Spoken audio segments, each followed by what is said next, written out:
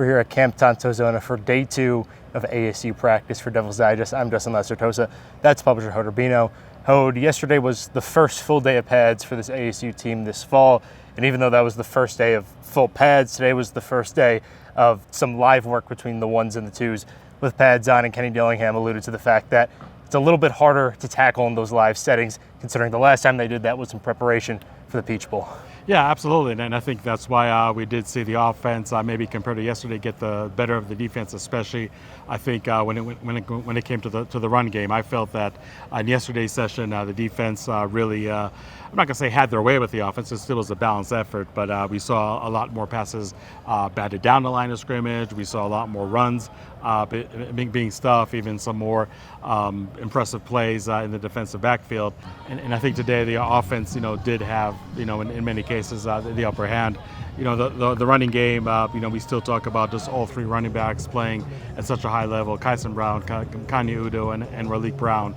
So that was great to see them not only in the ground attack, but also in the passing game. All those guys definitely have some serious receiving skills out of the backfield, and then just to have just the usual suspects out there like Jaron Hamilton, like Jalen Moss in the passing game. Kamari Anderson at tight end, AJE at tight end. I felt that the quarterbacks, especially Sam Levitt, were really sharp today.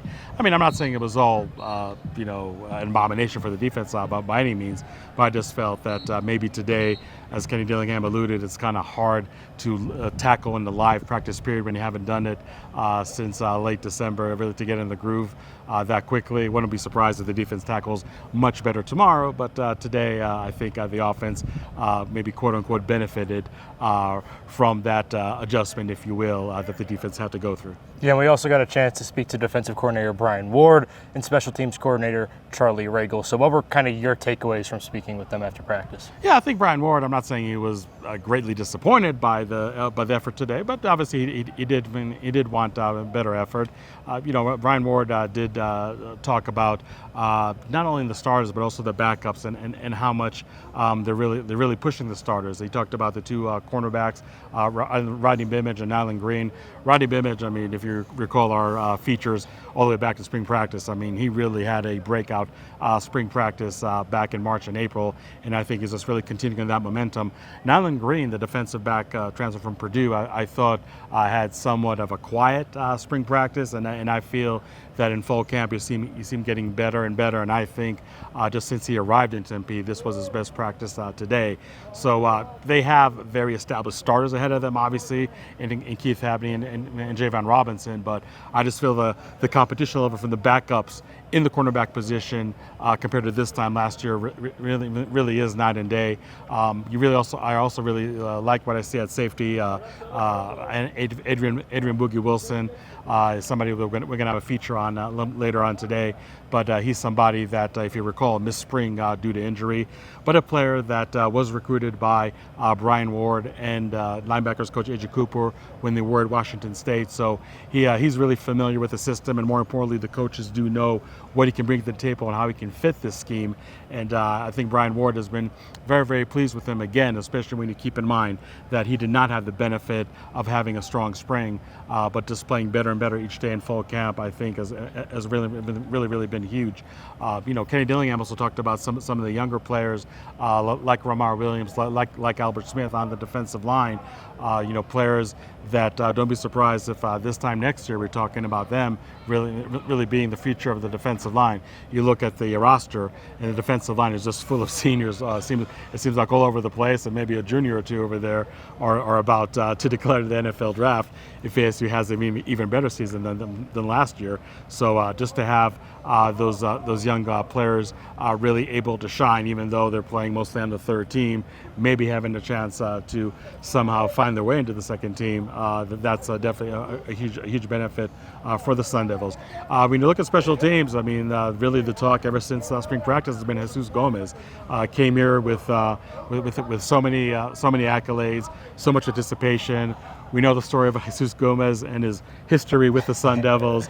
He was a big part and really the difference in the final score in Eastern Michigan's upset win at Arizona State back in the 2022 season. So to have him just have everything come full circle thanks to the transfer portal, and to really see him deliver on a pretty consistent basis is really impressive. Kenneth Dillingham said, look, I mean, even though you have this elevation over here in Camp Tontozona, which is a good few thousand feet higher than Tempe, I mean, don't discount the fact that he hits today, for example, a 55-yarder that can easily gone from 60. And then you have another segment of practice. He goes four for four from 45 yards out. So just to have a place kicker who he can really count on. Kenny Dillingham joked that, maybe Jesus Gomez is going to kick a field goal. I'm just going to go talk to somebody on the sidelines. I'm not going to watch what's happening. Just to have that much confidence in a place kicker, and we're not going to relive all the saga that this position did give us in 2024. That's really a huge benefit. But I also think punters Cannon Floyd, the returning starter, and Matt McKenzie, the Australian punter that Arizona State bought post spring. I think everything really have been doing a good job. Matt McKenzie really has to do such a huge adjustment by not being that one-trick pony that can only punt the Australian style rollout punt, but also punt the quote-unquote American style. He also is also the backup holder to Cannon Floyd.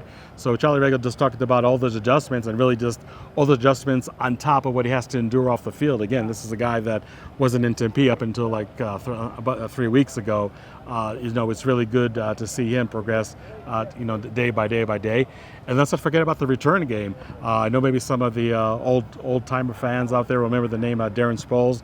Was a great player at Kansas State and had a great career as a kick returner, and also a running back in the NFL. Also won a Super Bowl ring, and Charlie Regal sees a lot of really Brown being really equivalent to Darren Sproles. Obviously not at that level yet, but definitely has the potential as an undersized running back that can also be a very good kick returner. So Charlie Regal knows that.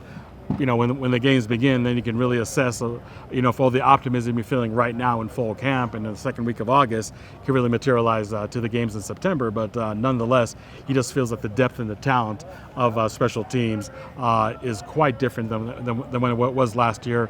Again, we know special teams for the most part was the sore subject for the Sun Devils. I have a feeling it's going to be a whole different story in 2025. Well, thank you, Hode, for your insight. 2 days left of Camp T, one practice tomorrow on Friday, and then the annual Camp T scrimmage on Saturday. We'll be here with all the coverage. So to stay locked in, go to DevilsDigest.com. Follow Devils Digest on Twitter at Devils Digest. As always, I'm Justin Lacertosa. That's publisher Hode Urbino. We'll talk to you guys soon.